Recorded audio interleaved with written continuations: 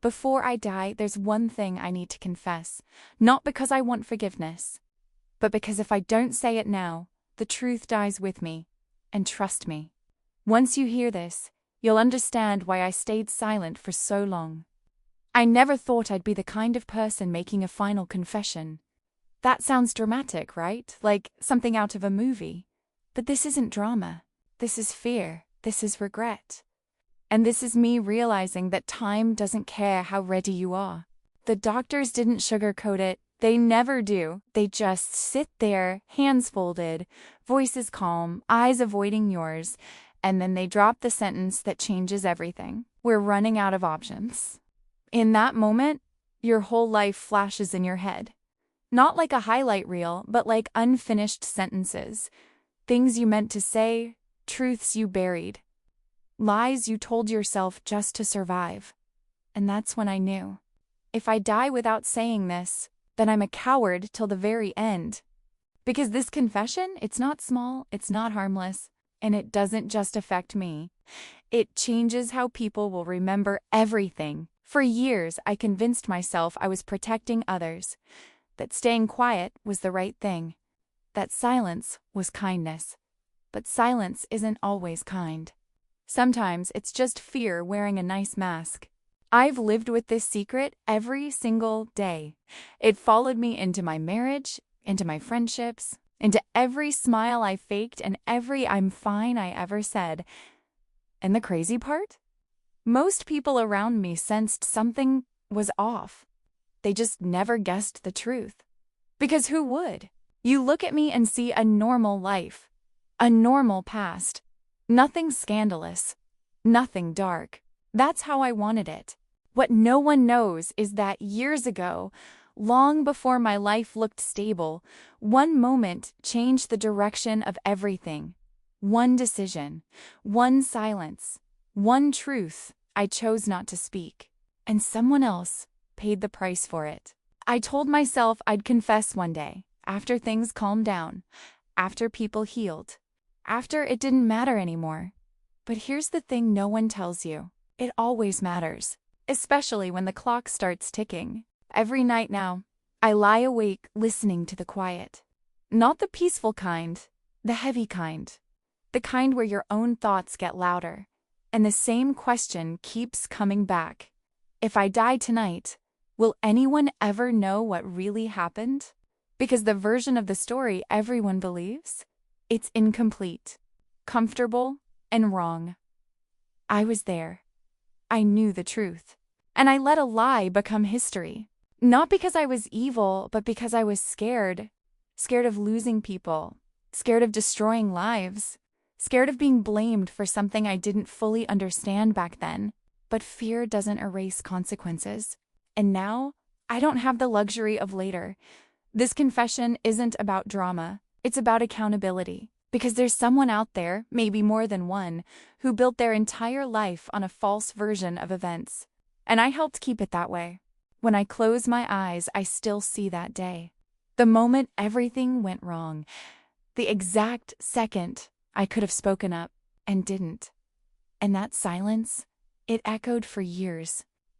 So before my voice disappears completely, before my name becomes just a memory, I need to tell you what really happened.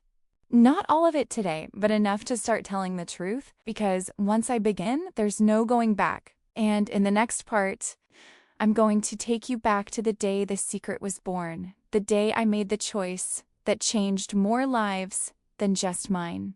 The day the secret was born didn't feel dramatic at the time. There was no thunder, no warning, just one ordinary moment that quietly split my life into before and after. If I'd known that day would haunt me for years, I swear I would have spoken up. At least, that's what I tell myself now. Back then, I was just trying to survive. It started on a random afternoon, the kind you don't remember unless something goes wrong. The sky was dull, my phone battery was low, and I was already running late. Nothing about that day screamed, "This will change your life." But that's how it always happens, isn't it? I walked into that place thinking I'd be there for 10 minutes, just in and out. No drama, no consequences. And then I heard the voices. Not yelling, Not whispering either. That uncomfortable in-between tone people use when they think they're alone. I froze. I shouldn't have listened. I know that now, but curiosity has a way of pulling you closer before your brain can stop your feet.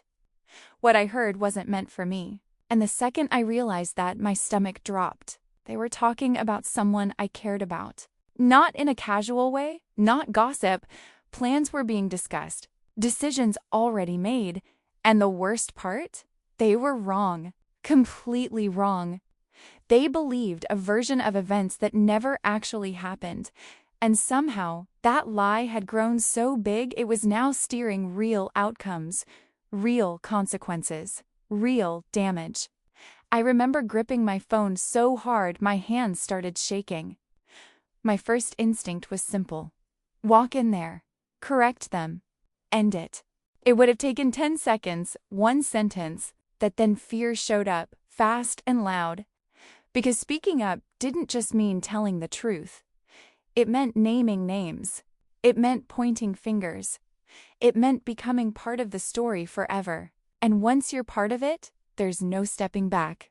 My mind started racing. What if they don't believe me? What if this blows back on me? What if I make it worse? I told myself I needed more information. That staying quiet for now was smart.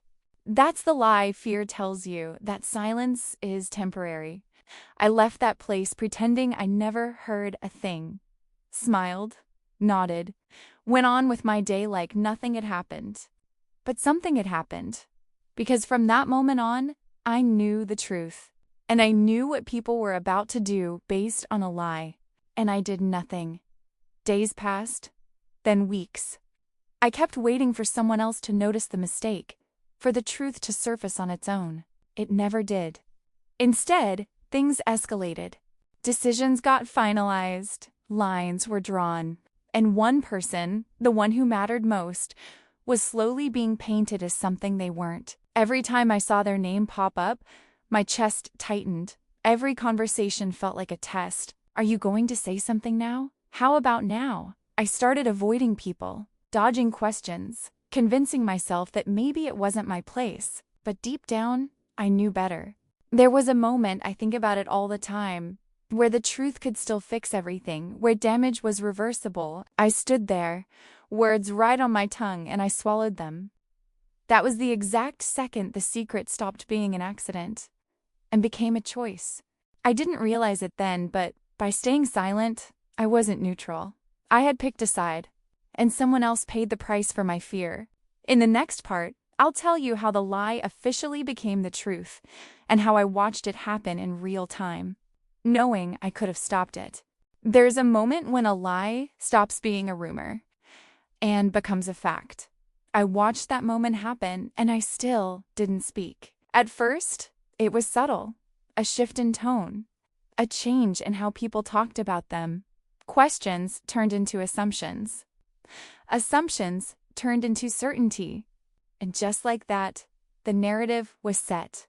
I remember sitting in that room, listening as someone repeated the story out loud, confidently, like it was verified truth. Heads nodded, notes were taken, decisions were made, and every word felt like a punch to my chest, because I knew exactly where it started. I knew what part was wrong. I knew how easy it would be to correct. But now the truth had a price. If I spoke up at this stage, it wouldn't just expose a misunderstanding, it would expose how long I'd stayed silent. And that scared me more than the lie itself. So I did what cowards do best. I stayed quiet and told myself it was already too late. That's another lie we tell ourselves, that once enough time passes, silence becomes justified. But time doesn't erase responsibility. It just adds weight. I watched as consequences rolled out one by one. Opportunities disappeared. Doors quietly closed. And no one questioned it, because why would they? The story made sense to them. I wanted to scream. Instead, I learned how to pretend. I mastered the art of the neutral face, the careful nod, the half answer that avoided the truth without technically lying. But inside, Inside, I was unraveling. Every small consequence felt survivable. It's not that bad, I told myself, until it was. The day I realized real damage had been done is burned into my memory. I saw it in their eyes, the confusion, the hurt, the quiet self-doubt creeping in. They didn't understand what they had done wrong, because they hadn't done anything wrong. And that's when it hit me. My silence wasn't protecting them. It was destroying them. I went home that night and stared at the ceiling for hours, replaying every possible version of a confession. Every way I could still fix this. But every scenario ended the same way, with me losing something. Reputation, relationships, trust. So again, one chose myself. That's the part that hurts the most to admit. I chose comfort over courage. After that, the lie didn't just exist, it spread. People who had never even met them spoke about them like they knew the truth, the wrong truth. And the more people believed it, the harder it became to challenge. Because now, if I spoke up, I wouldn't just be correcting facts, I'd be accusing people of being wrong. And people hate that. So, I adapted. I smiled at gatherings. I laughed at jokes that cut too close. I avoided eye contact when their name came up. And with every day that passed, the confession got heavier. The irony is, people started praising me for being mature, for staying out of drama, for being so calm about everything, if only they knew.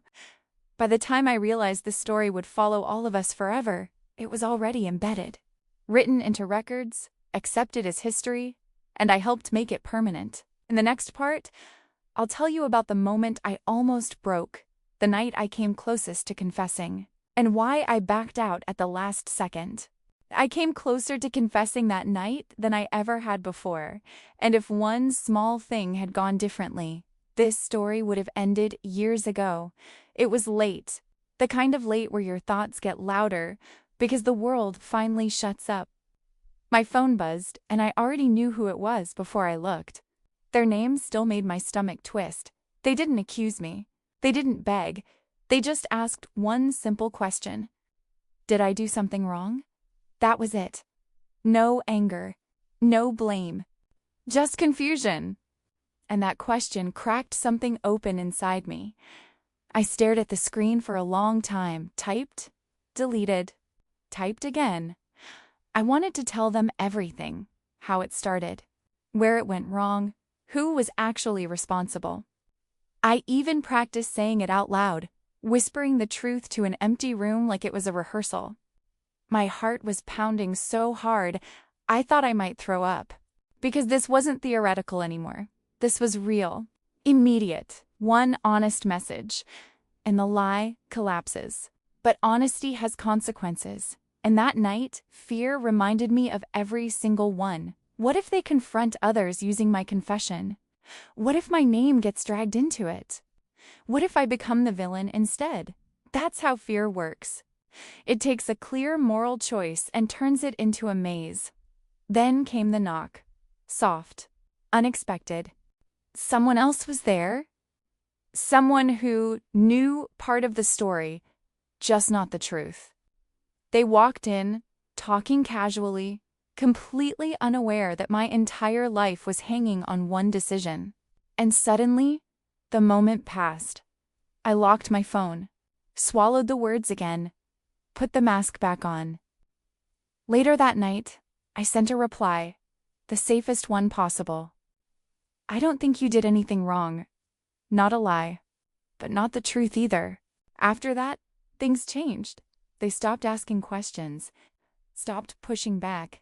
And that scared me more than anger ever could. Because silence from someone who's hurting usually means they've accepted a version of themselves that isn't true. I watched them slowly withdraw, from conversations, from opportunities, from people who once believed in them. And every step back they took felt like blood on my hands. That's when the physical symptoms started. Sleepless nights, chest tightness, that constant feeling like something terrible was about to happen.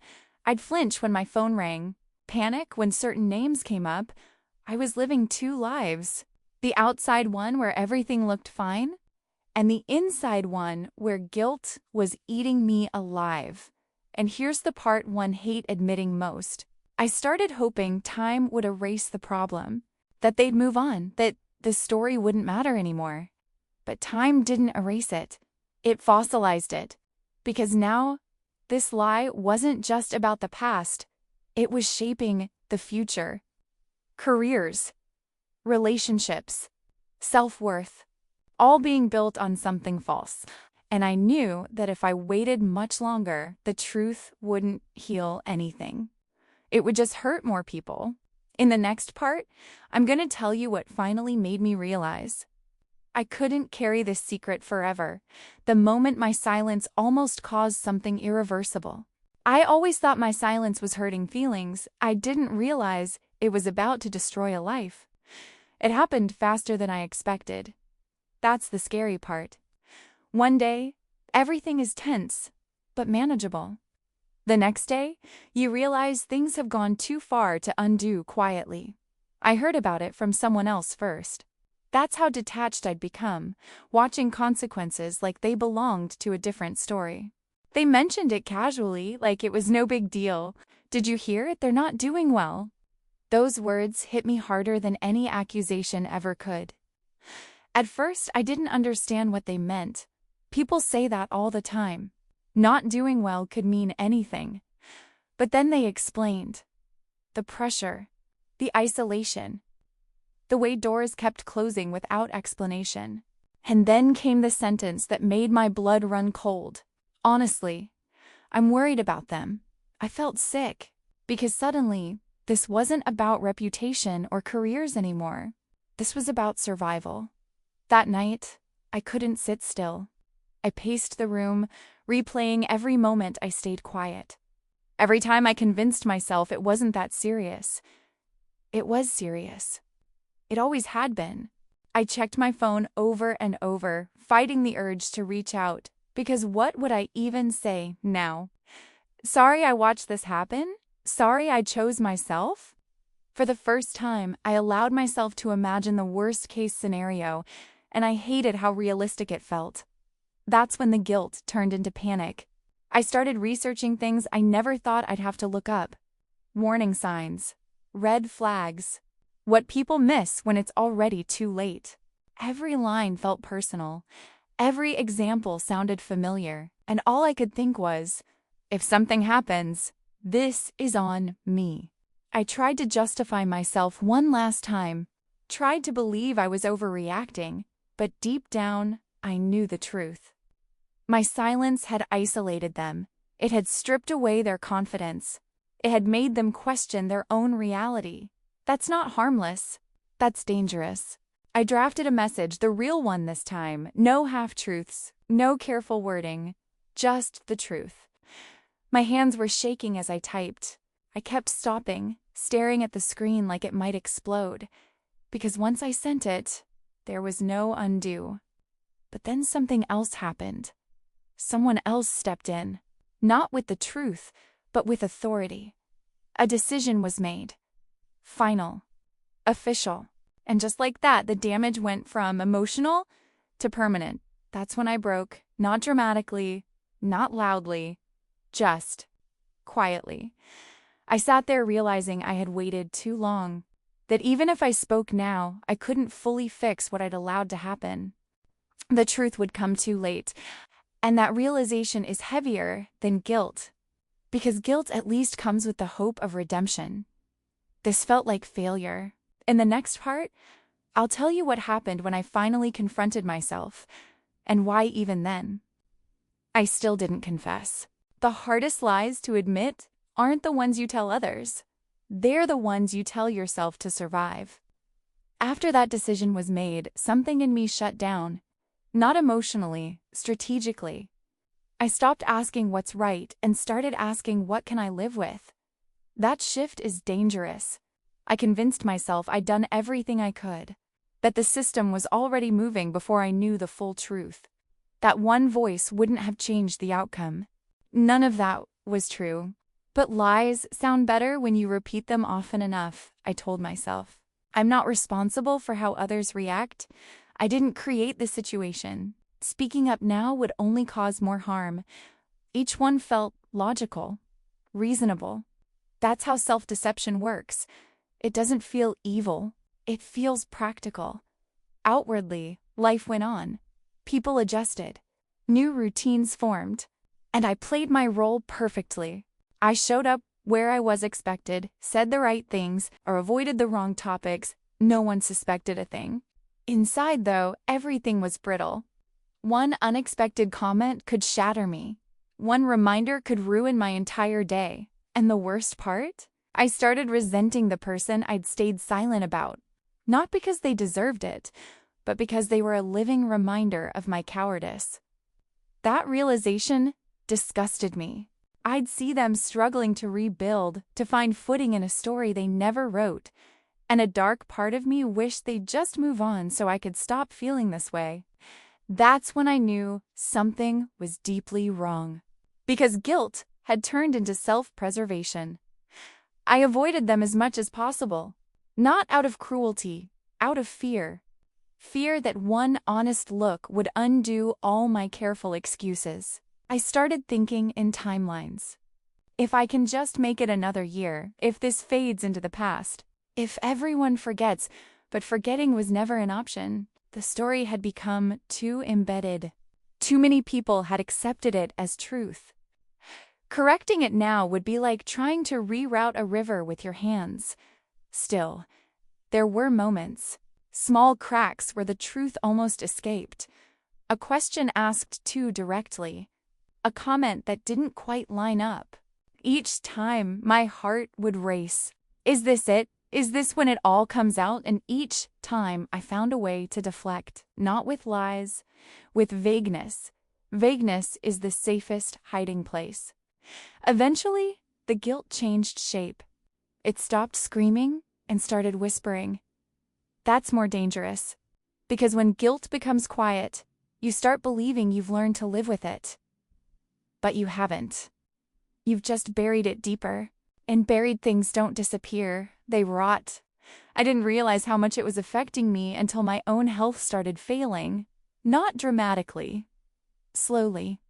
Exhaustion. Anxiety. That constant weight in my chest that no doctor could explain. They asked about stress. I laughed. If only they knew. In the next part, I'll tell you about the moment I realized this secret wasn't just ruining someone else's life, it was destroying mine too. Denial is a comfortable lie you tell yourself until it breaks and there's no going back.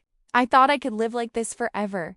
Thought I could keep the story tidy, neat, contained. I even convinced myself that silence was protection. But the universe has a way of proving how fragile that kind of control is.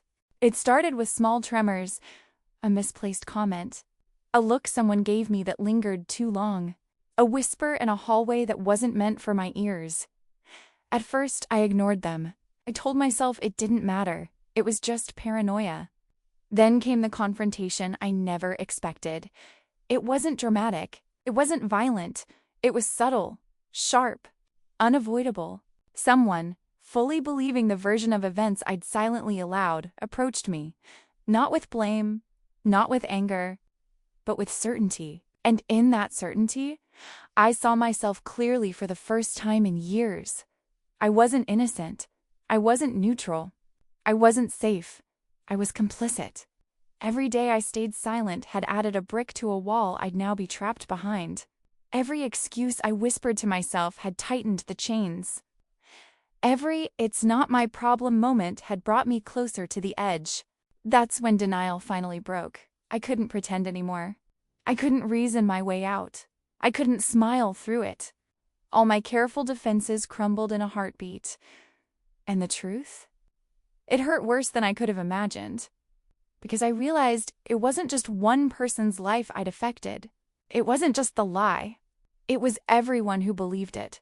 Everyone who was caught in its consequences. And everyone I loved who now looked at me differently. Guilt had grown into panic, and panic is relentless. I started seeing the ripple effect of my silence everywhere. Every conversation, every missed opportunity, every misunderstanding. all traced back to that one decision I refused to speak up about. I remember lying in bed that night, staring at the ceiling, thinking, how did it get this far? How did one choice, one single moment of fear, spiral into this? I couldn't sleep, I couldn't eat, I couldn't focus. The pressure inside my chest became unbearable. And for the first time, I understood the weight of secrets. Not the casual ones, not the funny ones, the life-altering ones. The ones that can change the course of lives if you let them. I knew then, if I didn't confess, something catastrophic would happen. Something irreversible. The problem? I had waited too long. The stakes were higher than ever. And in the next part, I'll reveal the moment I realized I had no choice left. The moment I knew I had to risk everything just to speak the truth. There comes a moment when silence isn't just uncomfortable, it's deadly. That moment hit me like a storm, and there was no turning back. I had spent years hiding behind excuses. Years pretending that staying quiet was the right thing. Years telling myself it was too late to fix anything. But that night, the truth screamed louder than fear. I realized the lie I'd allowed to flourish had grown beyond my control. It was no longer a secret I could manage. It had its own momentum, its own consequences. And someone I loved dearly, someone completely innocent, was paying the price. I couldn't watch that happen anymore. I grabbed my phone, hands shaking, breath uneven, heart hammering like it wanted to escape my chest. I started typing. The words were heavy, almost unbearable. Every letter felt like admitting failure. Every sentence an acknowledgement of cowardice. I stayed silent too long. I let a lie grow. I am sorry, but you need to know the truth. I paused, deleted, typed again, deleted again, because once I sent it, there was no going back. Outside, the world continued like nothing had happened. But inside, everything had shifted. I sent it, and then I waited. The minutes stretched into hours. Each vibration of my phone made my stomach drop. I imagined the worst. I imagined disbelief, anger, hurt, betrayal. But I had to accept it. The truth doesn't come with guarantees. It doesn't come with safety nets. It only comes with courage. When they finally responded, it wasn't what I expected. No shouting. No accusations. Just silence. At first. Then a message. I wish I had known sooner. Thank you for telling me now. I stared at the screen, my hands trembling. Relief and terror collided inside me. The weight of years lifted slightly, but I knew the aftermath was only beginning. Because confessing doesn't erase history. It doesn't undo mistakes. It only stops them from getting worse. That's when I realized my life would never be the same. The person I confessed to, their life would never be the same. And everyone around us? They'd see the ripple of truth in ways I couldn't control. But for the first time in years, I felt alive.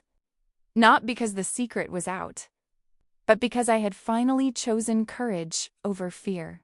And in the next part, I'll reveal the fallout, the reactions, the confrontations, and the shocking truths that came out after my confession. I thought confessing would bring relief.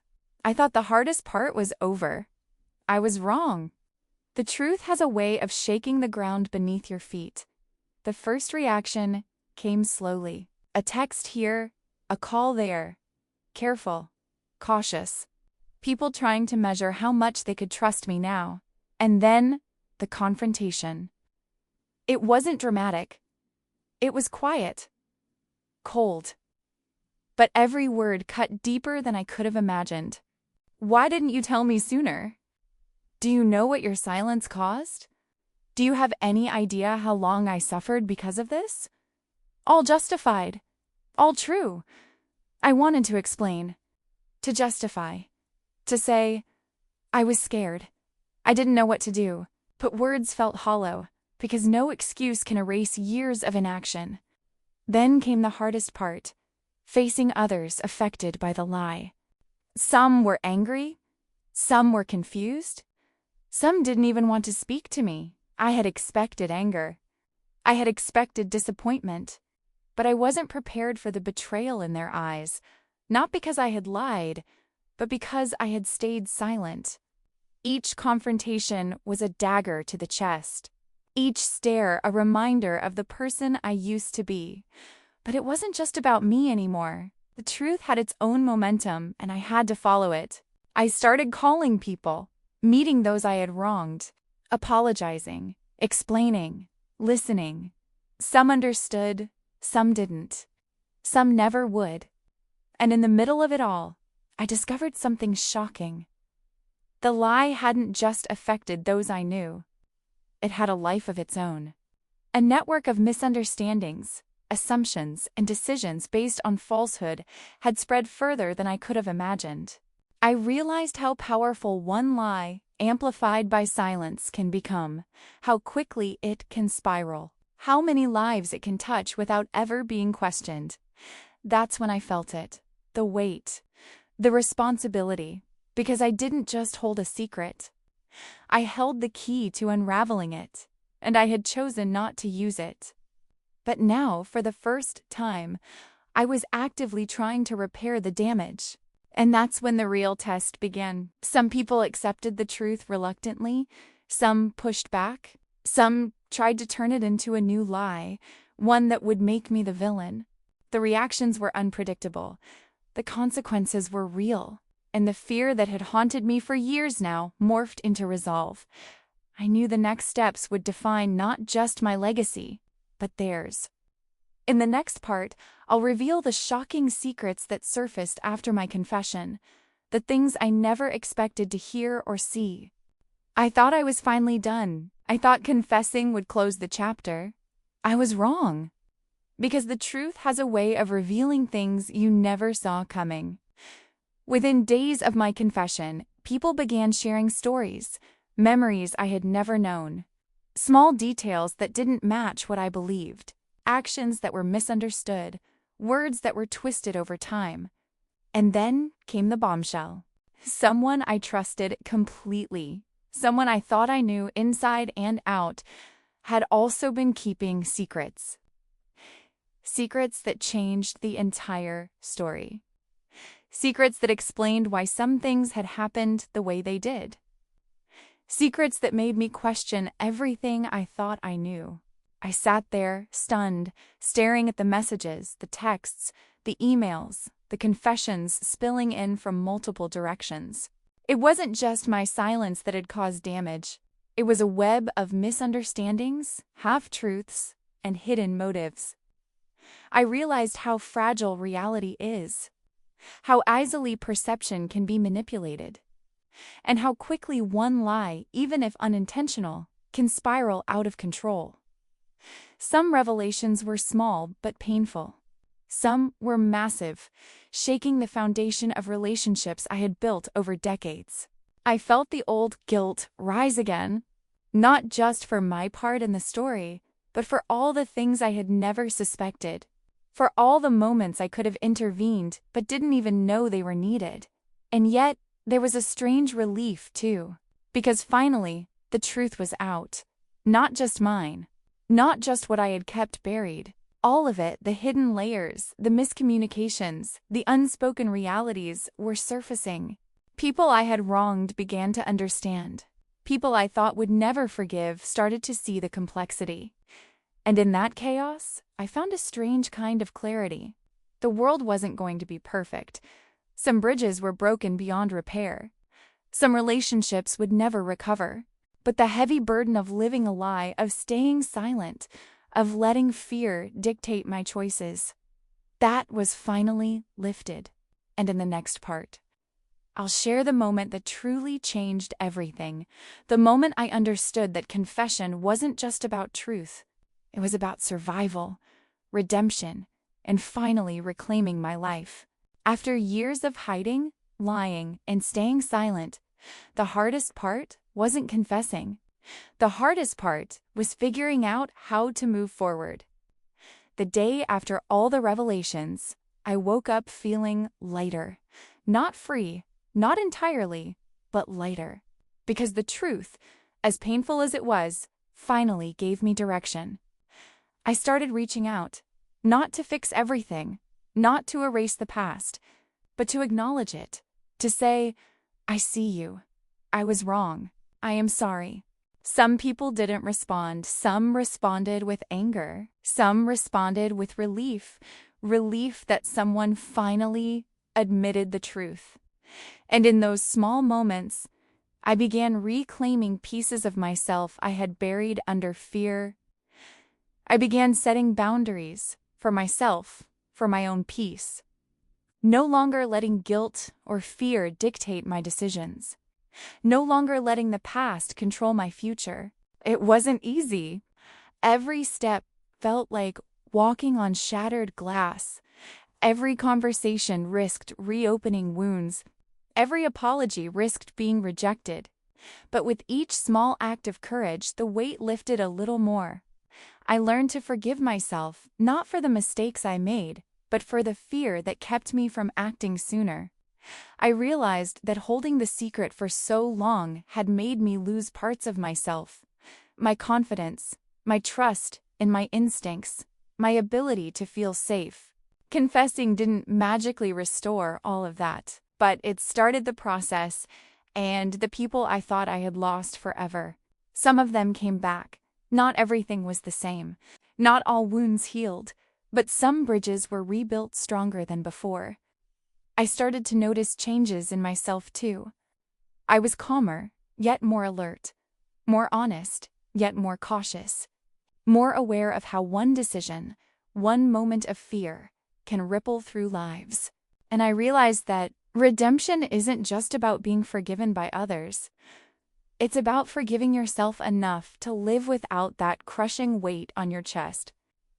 I began to plan my future differently, not hiding from truths, not running from consequences, but facing them head on.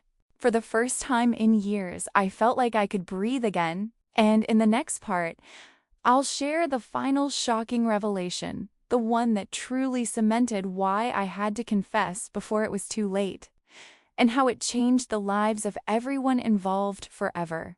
I thought confessing the secret was the hardest part. I was wrong. The hardest part was facing the ultimate truth, the one I hadn't seen coming. Days after my confession, a message came from someone I trusted most, the kind of person whose opinion could shape your life without them even trying. It contained details I had never known, pieces of the puzzle I thought I understood, evidence that the lie I had allowed to grow was only part of a much larger story. And that's when it hit me. Everything I had feared, everything I had regretted, wasn't just about me.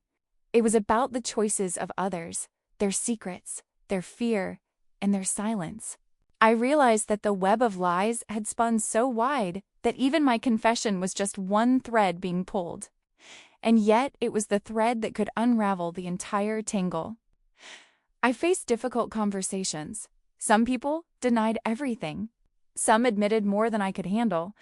Some offered apologies I didn't expect. The biggest revelation? The person who had seemed innocent, the one I thought was unknowingly caught in the storm, had been protecting me all along. All those assumptions I had made, all those fears, they were only mine. And in realizing this, I understood the true weight of my silence. But there was a relief, too, because the confession sparked a chain reaction that brought hidden truths to light. Mistakes were acknowledged, accounts were settled, and in a strange way, balance was restored. I learned something crucial through all of this. Confession isn't just about telling the truth. It's about courage. It's about responsibility. It's about giving people the chance to understand, forgive, and heal, including yourself. By confessing, I didn't just free myself from the burden of silence. I gave everyone involved the opportunity to reclaim their own lives. I finally understood that secrets can only grow in the dark. Once you bring them into the light, even if the consequences are painful, there's hope for redemption. And as I look back now, I realize something I never thought I'd say. Confessing before it was too late didn't just save me from regret, it saved lives, repaired relationships, and restored trust in ways I couldn't have imagined. This is why I had to speak. Before I die, I needed to confess. Because sometimes, the truth isn't just a moral obligation. It's the only way to survive with your soul intact.